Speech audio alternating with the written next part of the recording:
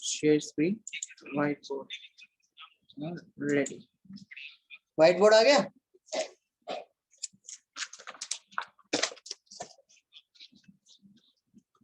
White board आ गया। Yes sir.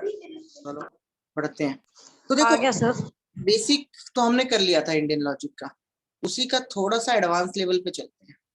ठीक है, सबसे पहली बात आती है कि जो हमारी ज्ञान होता है जिसे हम कहते हैं नॉलेज, वो उसकी उत्पत्ति कैसे हुई, उसकी शुरुआत कैसे हुई, कैसे उसका सबसे पहले बात रखी गई, क्या नाम था जब पहले बात रखी गई।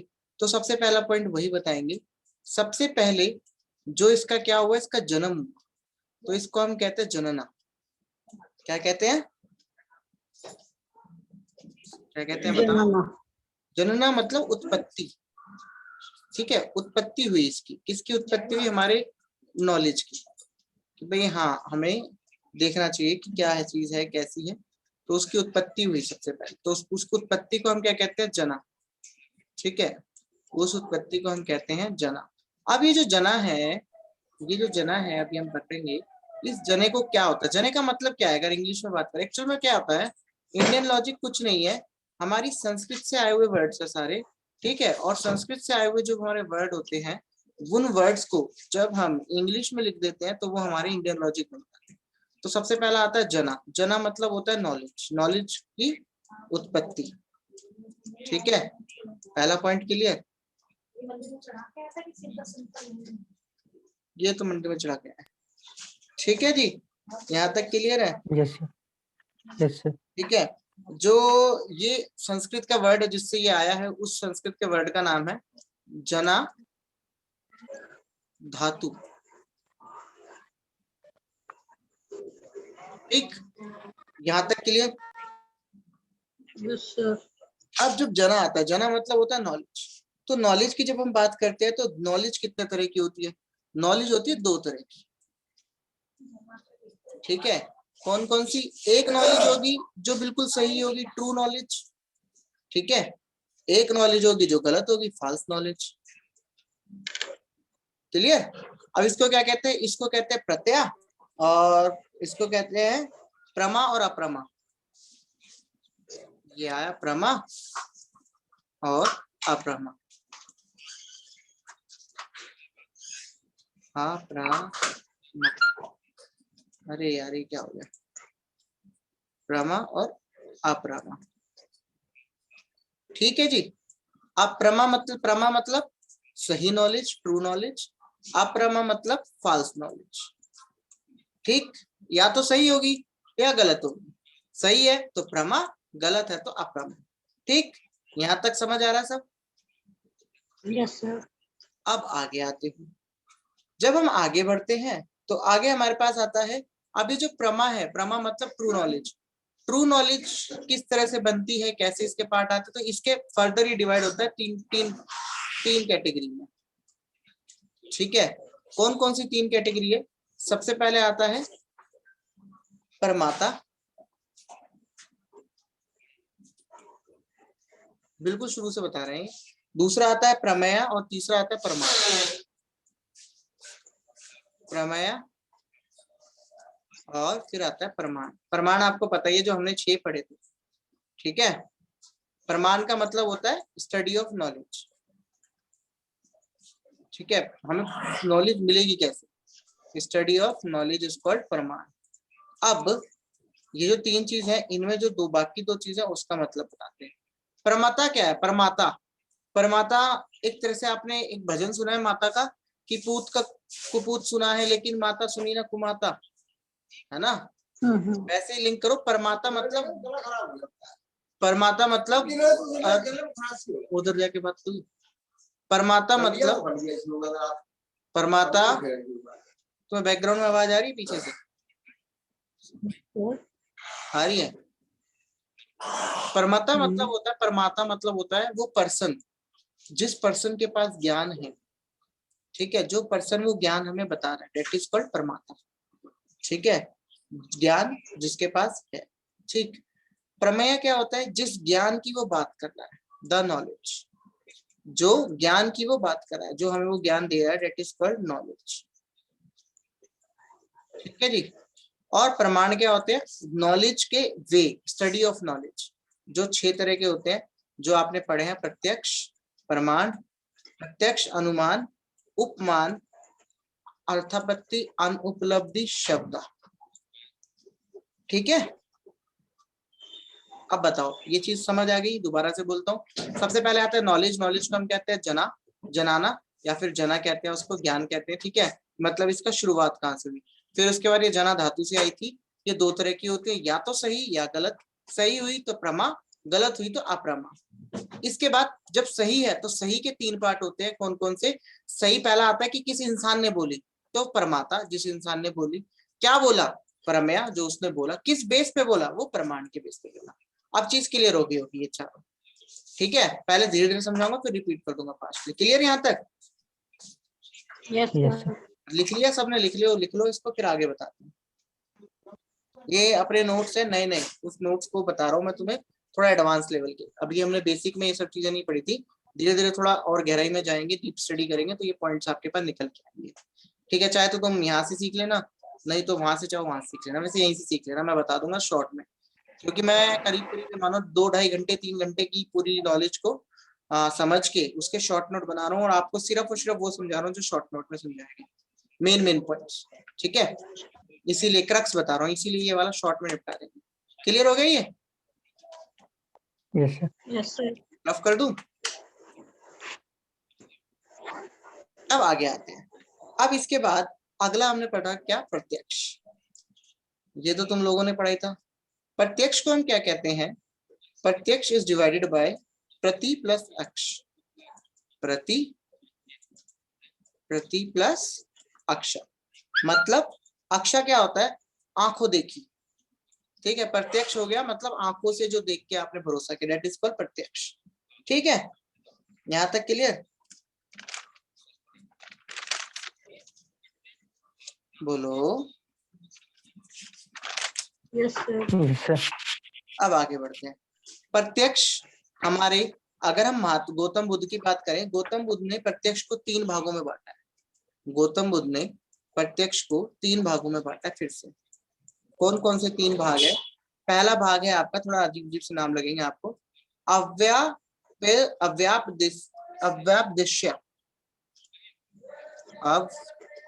अव्याप, ये नोट से पढ़ा रहा हूँ इसलिए थोड़ा इधर देख रहा हूँ मैं। अव्यापदेश्य पर प्रत्यक्ष, अव्यादेश्य प्रत्यक्ष। ठीक है, फिर व्यवस्था, मैंने इसको वहां लिखा था शॉर्ट में, व्यवस्थमा का,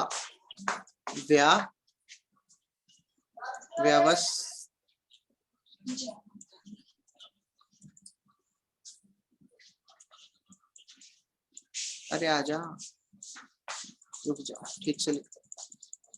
पहला है अव्यादेश्य, अव्यपदेश्य।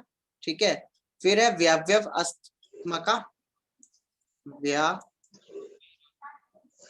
व्यस्त,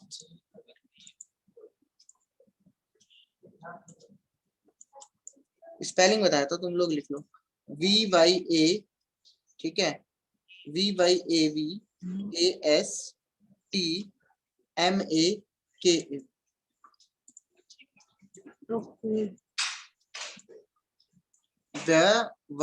व्यवस्थमका, व्यवस्थमका। और एक आता है लास्ट, अव्यभिचारी। ये चलो एक तो फटाफट बोला गया, अव्यभिचारी। इसको जब बोला ना जा रहा था ना, मेरे से जब बोला नहीं गया था, तो मैंने इसको तोड़ तोड़ के किया था। तोड़ तोड़ के कैसे किया था? देखो, तोड़ तोड़ के बताता हूँ। मैंने यहाँ पे सारा नोट बनाया पूरा प्रॉपर इसका शॉर्ट में। अव्यापदेश्य, ठीक है, अव्यापदेश्य। इसका आ गया व्यवसात्मक, व्यवसात्मक, और ये हो गया, और इसका आपका हो गया अव्यभिचारी। अब क्लियर है तीनों नाम? अव्यापदेश्य, व्यवसात्मक, व्यवस्थात्मक, और आपका अव्यभिचारी। तीनों नाम क्लियर है? अब यस सर। क्या क्या है बताओ, नाम बताओ। अव्यपदेश्य, हाँ, व्यवस्थात्मक, व्यवस्थात्मक, ठीक है, वेरी गुड। अव्यभिचारी। अव्यभिचारी, वेरी गुड। हम थोड़ा कॉमर्स बैकग्राउंड के हैं ना, तो हमें शब्द बोलने में थोड़ी सी दिक्कत आती है। अब देखो इसका क्या मतलब होता है, अव्यभिष्ट का इसका मतलब होता है जिस चीज का कोई विकल्प ना हो, निर्विकल्प कहते हैं इसे। निर्विकल्प क्या होता है वो भी बताऊंगा, ठीक है। निर्विकल्प इसका मीनिंग होता है निर्विकल्प, जिसका कोई विकल्प ना हो, ठीक है। निर्विकल्प का मतलब जिसका कोई विकल्प ना हो, मतलब कि जो हमें नॉलेज मिली है, एग्जाम्पल देके समझाऊंगा मैं, पहले समझाता हूं क्या है। जो हमें नॉलेज मिली है, ना तो हमें उसका नाम पता है कि वो है कौन, ठीक, ना हमें उसका कैरेक्टर पता है। No name and character of knowledge, मतलब हमें नहीं पता वो कौन है, क्या है, कहाँ से आई है, क्या है, कैसी नॉलेज है, बस हमें पता है कोई ना कोई वो नॉलेज है, ठीक, समझ आया। अब इसको एग्जांपल से बताऊंगा, क्लियर हो जाएगा। जैसे हम सो रहे होते हैं, आप लोग सो रहे हैं, सोते सोते कोई कमरे में एकदम खटखट खटखट करने लग जाए, तो आपकी वो जो दशा होती है उस वक्त दशा कौन सी होती है, आपकी दशा होती है अव्यवदश्य। क्यों? क्योंकि आपको पता है खटखट हो रही है, पर आपको ये नहीं पता कौन कर रहा है, ना आपको ये पता कहाँ है, कैसे है, बस आपको खटखट की आवाज आ रही है, आवाज आ रही है, ये नहीं पता उसके पीछे है कौन। होता है नहीं होता।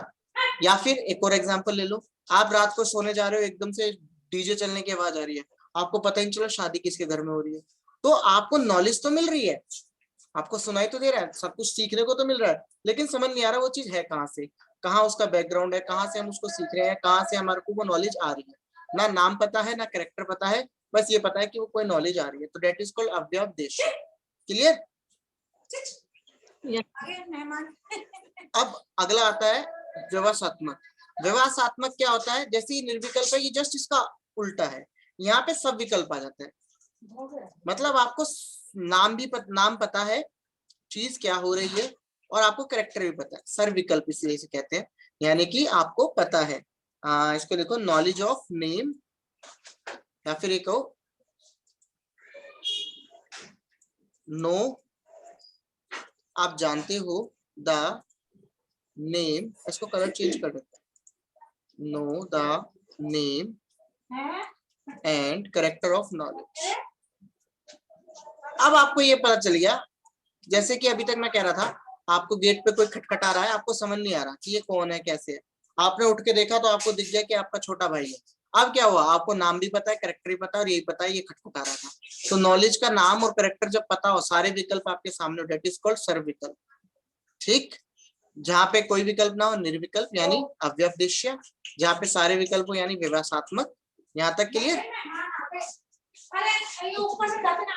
ठीक है। जब हम ढूंढते हैं ना कि भाई ये शादी चल रही है, शायद डीजे हो रहा है, डीजे आवाज कहाँ से आ रही है, एक्चुअल में जब आप ढूंढ लेते हैं आवाज कहाँ से आ रही है, तो वो नोन हो जाता है, और जैसे ही वो नोन होता है तो वो सर्व विकल्प में आ जाता है। यहाँ तक क्लियर है? Yes sir. अब आते हैं अव्यभिचारी। अव्यभिचारी इसका ना एडवांस लेवल है। एडवांस लेवल मतलब है यहाँ पे जो आपका ज्ञान है ना, वो एकदम परफेक्ट है, वो बिल्कुल गलत नहीं है, उसमें कोई डाउट ही नहीं है, आपको पूरा यकीन है, डाउटलेस नॉलेज। जैसे कि आपने देख भी लिया कि भाई भी मेरा कौन सा भाई है, छोटे भाई में राजत है, या फिर कोई भी नाम ले लो, उसी ने ही गेट बजाया है, या फिर मोहल्ले पड़ोस में शादी हो रही है, आप चले ही गए, जाके ढूंढने चले गए कि हो का रही है शादी, थोड़ी दूर गए, आपको दिख गया गुप्ता के घर में शादी हो रही है, ये तो गुप्ता जी के घर में हो रही है। अब आपकी नॉलेज जो है डाउटलेस है, आपको कोई डाउट ही नहीं है, आपको सीधा क्लियर है, अरे ये तो गुप्ता जी के घर में शादी है, वहां से आवाज है। होता है नहीं होता है? बोलते हैं ना, बेटा ये शोर कहाँ से आ रहा है, अरे गुप्ता जी के घर में शादी है, वहां से आ रहा है। हमारे गुप्ता जी की शादी है 4 मई की, भगवान करे हो जाए। तो वही है कि भाई यार ये तो हमारे गुप्ता जी घर का शोर शराबा, वहां ढोल बजा रहे थे। क्लियर होगी? तीनों चीज दोबारा से बताते हैं। देखो, प्रत्यक्ष, प्रत्यक्ष क्या होता है, प्रत्यक्ष होता है प्रति प्लस अक्ष। प्रत्यक्ष मतलब जो आंखों के सामने है, आंखों देखिए, अक्ष मतलब आंखें, ठीक है, आंखों देखी। उसके बाद यहाँ पे 3 पार्ट होते हैं, किसके अकॉर्डिंग? गौतम बुद्ध के अकॉर्डिंग। गौतम बुद्ध के अकॉर्डिंग यहाँ पे 3 पार्ट होते हैं। पहला होता है अव्यवदेश्य, दूसरा होता है व्यवसात्मक, और तीसरा होता है अव्यभिचार। अव्यवदेश्य क्या कहता है? निर्विकल्प कहते हैं इसे हम। निर्विकल्प का मतलब हमारे पास कोई विकल्प नहीं है, हमें कुछ नहीं पता, ना नाम पता है, ना कैरेक्टर पता है, ना कुछ नहीं पता नॉलेज का, पर हमें बस ये पता है कि नॉलेज आ रही है कहीं से। कौन है? जब हम तुम सो रहे हो, सोते सोते कोई गेट खटखटा रहा है, तो तुम्हें पता है कोई गेट पे है। या फिर तुम दोपहर में सो रहे हो, दोपहर में कोई दूध वाला, सब्जी वाला कोई भी आता है, तुम्हें पता है गेट पे कोई है, और तुम्हें ये नहीं पता, तो तुम्हारा सवाल होता है कौन है? तो ये निर्विकल्प का काट है कि जब तुम्हें पता ही नहीं है कौन है। फिर सर्वविकल्प आता है, यानी कि व्यवसात्मक आता है, जिसमें वो सामने वाला होता है, वो बोलता है हाँ जी दूध ले लो, दूध वाला आ गया, या फिर सब्जी वाला आ गया। तो अब आपको नाम भी पता है, कैरेक्टर भी पता है, ठीक है। पर अभी आपको ये नहीं पता कि ये जो सामने सब्जी वाला है, ये सब्जी वाला कौन सा है। सब्जी वाले भी तो 2-3 आते हैं गली में। फिर आप जाके उसके पास गए, जाके आपने दूध लिया या फिर आपने सब्जी ली, तो अब आपकी जो नॉलेज होगी वो क्या होगी, अव्यभिचारी। अब आपको डाउट नहीं है बिल्कुल भी, आप बिल्कुल डाउट क्लियर हो गया, अरे ये तो अपना राम है, ये राम सब्जी वाला है, या ये देवा सब्जी वाला है, ये तो ये है। तो डाउटलेस नॉलेज, क्लियर। यानी इसमें क्लियरिटी बहुत ज्यादा आती है, इसमें क्लियरिटी थोड़ी रहती है, इसमें क्लियरिटी बिल्कुल नहीं रहती। तीनों पॉइंट क्लियर हो गए?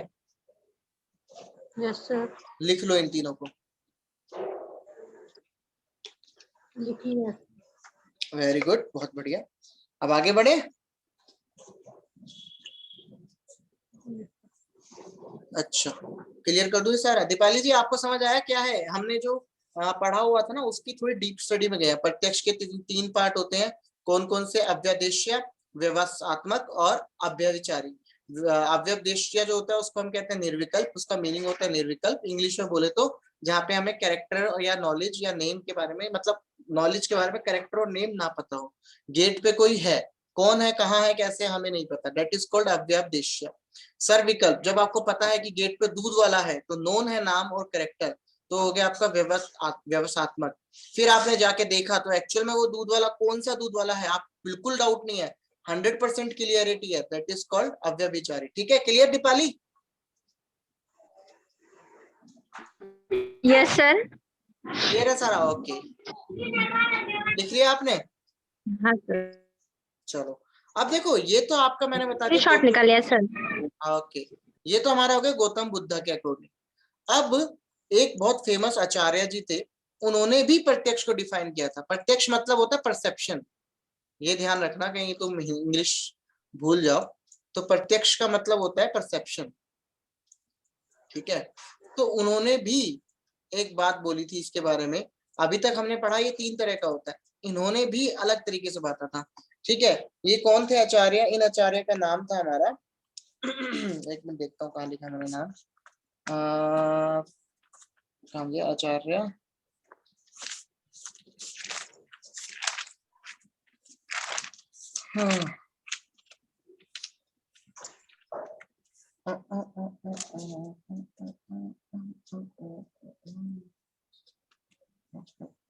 आचार्य गंगेश उपाध्याय, ठीक है। आचार्य गंगेश उपाध्याय, इन्होंने 2 पार्ट और दिए थे इसके। आचार्य गंगेश उपाध्याय, ये थे कौन? हमारी जो न्याय फिलॉसफी है, जिस न्याय फिलॉसफी में हम ये सब पढ़ते हैं, प्रत्यक्ष, प्रमाण और अनुमान वगैरह, इसका नया रूप, यानी कि न्यू न्याय फिलॉसफी, न्यू न्याय फिलॉसफी इन्होंने दी थी। नई वाली जो हमने वो पढ़ा था वो पुरानी थी, जो गौतम बुद्ध वाली थी, ये नई वाली थी। इसको नव्या न्याय भी कहते हैं, नव न्याय या नव्या न्याय, ठीक है। इन्होंने प्रत्यक्ष को 2 पार्ट में बांटा है, लिख लिया ये। आचार्य गंगेश उपाध्याय नव्या न्याय के फाउंडर, और इन्होंने क्या बात कही थी? इन्होंने प्रत्यक्ष को 2 पार्ट में बांटा था। लिख लिया? पहले ये बताओ, बोलो। Yes sir. ओके, इन्होंने 2 पार्ट में क्या बांटा था? इन्होंने 2 पार्ट में बांटा था, नित्य अनित्य। लिखिए सर। ओके, इन्होंने 2 पार्ट में बांटा इसको, प्रत्यक्ष को, नित्य अनित्य। टोटल प्रत्यक्ष के 5 तरीके हो गए, 3 पुराने के अकॉर्डिंग, 2 नए के अकॉर्डिंग, नित्य और अनित्य। अब ये नित्य क्या है? Related to God. जब भी आप कोई प्रत्यक्ष लगा रहे हो भगवान से रिलेटेड, तो वो नित्य में आएगा, रिलेटेड टू गॉड।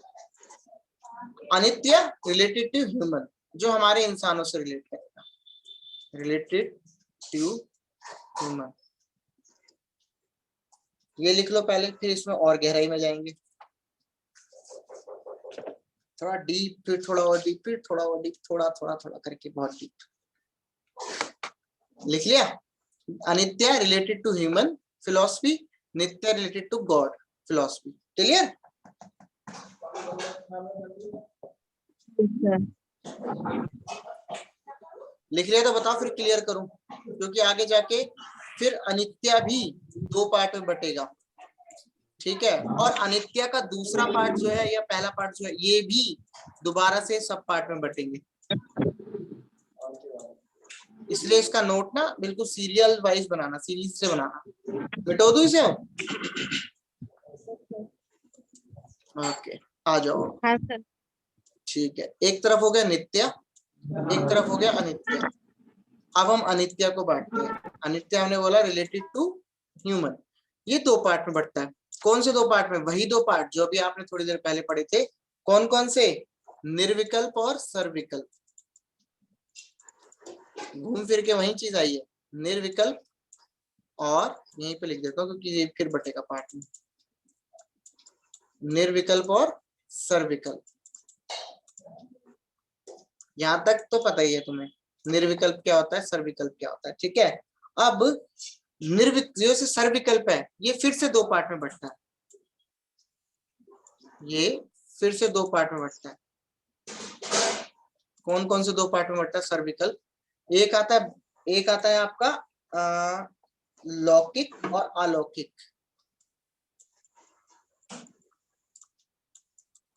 लौकिक, अलौकिक, यहां तक ठीक? कोई दिक्कत? नित्य अनित्य, अनित्य के दो पार्ट, निर्विकल्प सर्विकल्प, सर्विकल्प के दो पार्ट, लौकिक अलौकिक। अब ये लौकिक क्या होता है, अलौकिक क्या होता है, ये बताएंगे। फिर उसके बाद इसके भी पार्ट्स बताएंगे, ठीक है। लौकिक के फिर से दो पार्ट बढ़ जाते हैं। एक होता है भया, एक होता है मनस। भया मतलब एक्सटर्नल। यहाँ पे आपका जो हमने प्रत्यक्ष पढ़ा था ना, प्रत्यक्ष में हमने पढ़ा था, प्रत्यक्ष में हमें दो चीजों से नॉलेज मिलती है। एक तो पांच सेंस का यूज करके, तो यहाँ पे जो भया है वही है।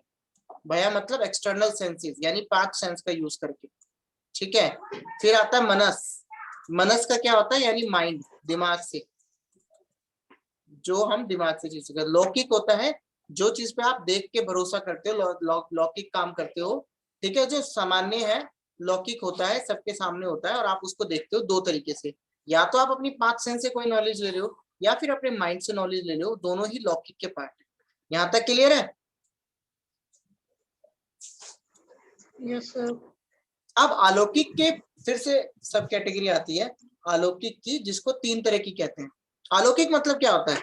अलौकिक मतलब होता है अद्भुत।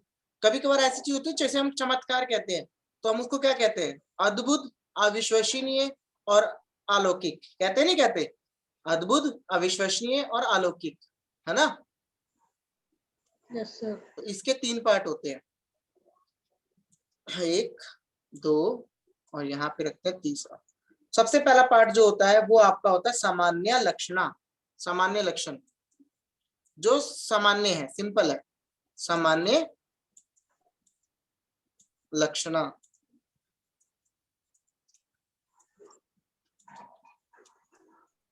जो सामान्य लक्षण है, सबके सामने नॉर्मल है, सबको दिखते हैं।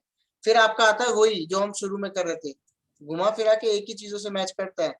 जनाना मतलब, जनाना नहीं सॉरी, ज्ञान कह सकते हैं इसको हम, ठीक है। जनन, जनन लक्षण, ठीक है, स्पेलिंग यहीं से ले लेना, जनन लक्षण।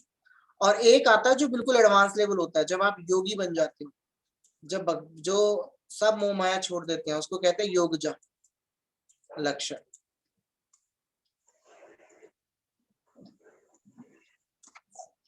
क्लियर? सामान्य सबके लिए कॉमन, जनना, हाँ, अलौकिक, अलौकिक, सामान्य सब। Last one. हाँ, लास्ट वन इज योगजा। योगजा मतलब ये होता है, योग क्या है सर? योगजा लक्षण लास्ट होता है, इसका मतलब होता है मोक्ष। जो डिवाइन होते हैं ना, जो परमात्मा बन जाते हैं, जो भगवान बन जाते हैं, जो गुरु होते हैं, जिन्होंने क्या बोलते हैं साक्षात्कार किया हो भगवान का, तो वो योगजना कहलाते, योगजा कहलाते हैं।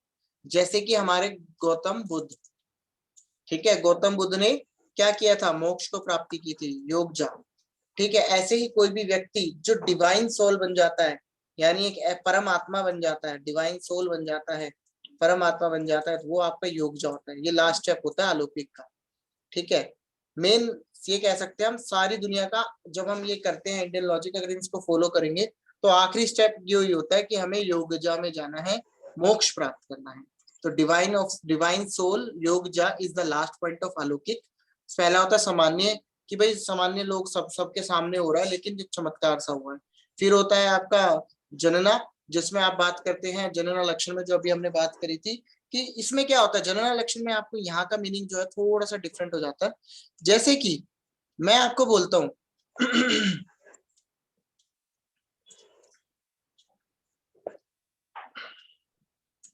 ये येलो कलर का सनफ्लावर है, ठीक है, तो आप अंदाजा लगा लेते हैं कि इसकी पत्तियां कितनी सॉफ्ट होगी, ये कितना सॉफ्ट होगा। ऐसे ही में रेड कलर का रोज तो नहीं बनेगा, लेकिन हाँ ट्राई कर लेते हैं। मैं आपको ऐसे बोल देता हूँ ये रोज है, ठीक है, ये रोज है, ये एक गुलाब है। तो गुलाब के पत्ती में, जो गुलाब की डंडी में जो कांटे होते हैं, आप उसको भी फील कर लो। जब मैंने आपको गुलाब की इमेज दिखाई तो गुलाब को देखते ही आपने फील कर लिया कि उसमें कांटे भी होंगे, चुभ सकते हैं, तो वो जनना लक्षण में आता है। यहाँ पे क्या मतलब है इसका, मतलब कि एक सेंस जो है हमारी, वो मदद करे दूसरी सेंस को समझने। सेंस क्या थी, मैंने आपको इमेजिन करने के लिए बोला गुलाब का फूल, तो आपका सेंस कौन सी काम कर रही है, माइंड काम कर रहा है। आपने दूसरी सेंस क्या कर ली, दूसरी सेंस आपने बोली उसमें कांटे होंगे, कांटे चुभ सकते हैं, यानी स्किन से टच आ गया। तो दो चीज आ गई, जब एक सेंस दूसरी सेंस के बारे में नॉलेज देने लगे तो वो आपकी जनना में आती है। दोबारा बोलता हूं, जब एक सेंस दूसरी सेंस की वो देने लगे, आपको फीलिंग देने लगे, तो आपका क्या आता है, वो जनना में आता है। जैसे मैं बोलता हूँ गुलाब का फूल, और गुलाब का फूल सोचते ही आपके मन में उसके कांटे भी आते हैं, वो चुभने लगते हैं आपको कि भाई चुभेंगे तो दर्द होगा। तो यानी बात तो हम सिर्फ गुलाब के फूल की कर रहे थे, माइंड की बात कर रहे थे, लेकिन आप पहुंच गए उसके कांटों पे भी। तो ये क्या था हमारा, ये हमारा एक सेंस से दूसरी सेंस में पहुंच रहा था, एक सेंस के थ्रू। समझ आया ये नहीं आया, ये बताओ, बोलो बोलो। Yes sir. दोबारा एक्सप्लेन कर दो सर। ये कौन सा दोबारा बताऊं, अलौकिक या फिर जनना या फिर सामान्य या फिर योगजा?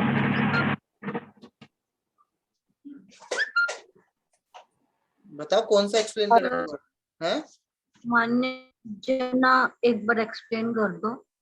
कौन सा, सामान्य जना या फिर जनना? दोनों। सामान्य और जनना, यस सर। ओके ठीक है। देखो जैसे कि अब ये चार्ट तो तुमने बना लिया, ठीक है, इस चार्ट में सीधा फिर मैं क्लियर करके यहीं पे आता हूँ। अलौकिक, अलौकिक के तीन पार्ट, एक आता है आपका सामान्य, सामान्य चमत्कार जो होते हैं, जो नॉर्मली कोइंसिडेंस कहलाते हैं।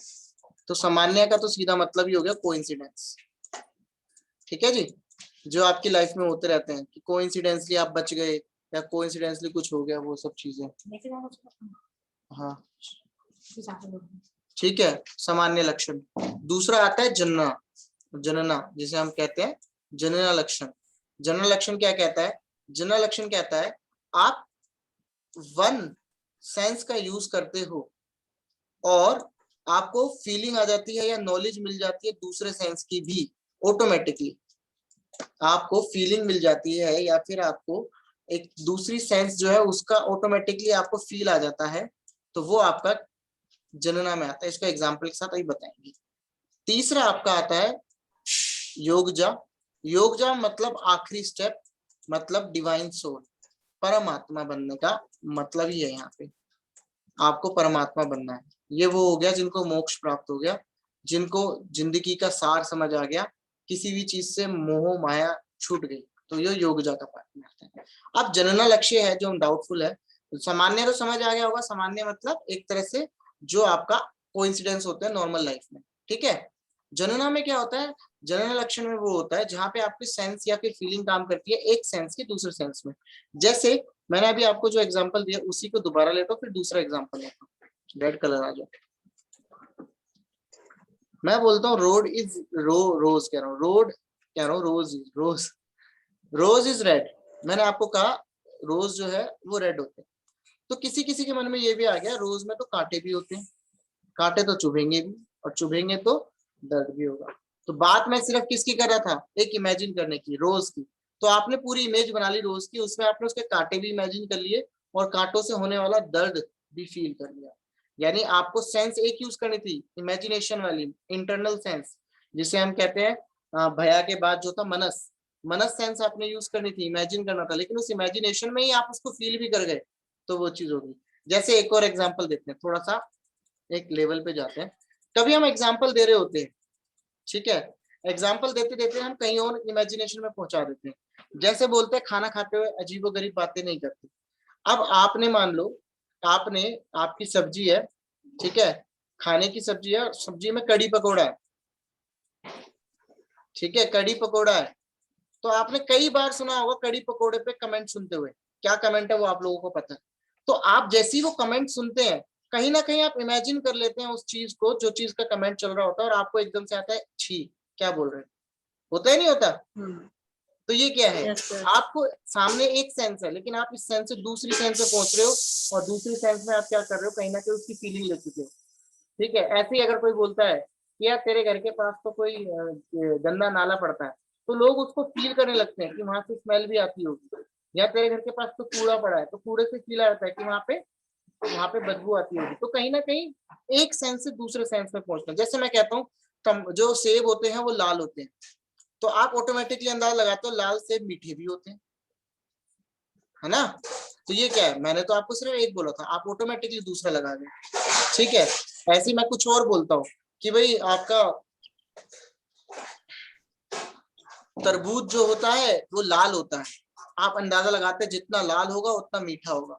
तो ये भी क्या है, ये भी तो एक जनना का लक्षण है कि बताया मैंने एक चीज है, आप उससे दूसरी चीज पे पहुंच गए, और दूसरी चीज से आपने उसको रिलेट कर दिया, आपस में फीलिंग ले ली, है ना। कई बार ऐसी, ये तो छोटे छोटे एग्जांपल है, आप अपनी लाइफ में रियल लाइफ एग्जांपल जोड़ सकते हो। जब आपके साथ ऐसा होता है कि आपको सिर्फ कोई इमेजिन करने के लिए बोलता है और आप उस लेवल पे पहुंच जाते हो, और पहुंच के इमेजिन करके वापस आ जाते हो, है ना। जैसे अगर मैं बोलूं कि भाई हम एक जगह रोड पे जा रहे थे, तो सामने हमने देखा कि भाई एक पर्सन है, वो पर्सन वहां पे जो भी आ रहा था उसको बोल रहा था गटर में देखो कुछ गिरा हुआ है।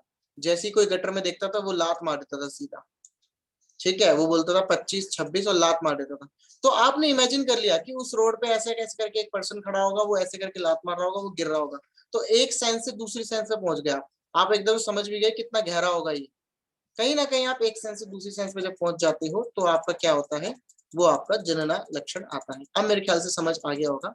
और एग्जाम्पल चाहिए तो और एग्जाम्पल देते हैं। जैसे मैं किसी को आपको बोलूं कि यार कल मेरे सामने बहुत भयंकर एक्सीडेंट हुआ गाड़ी का और गाड़ी से टकराने का, तो आप ऑटोमेटिकली इमेजिन कर लेते हो कि कितना दर्द हुआ होगा उन दोनों को जो गाड़ी में बैठे होंगे, है कि नहीं, करते नहीं करते। तो ये चीज क्या है, यही तो है जनना।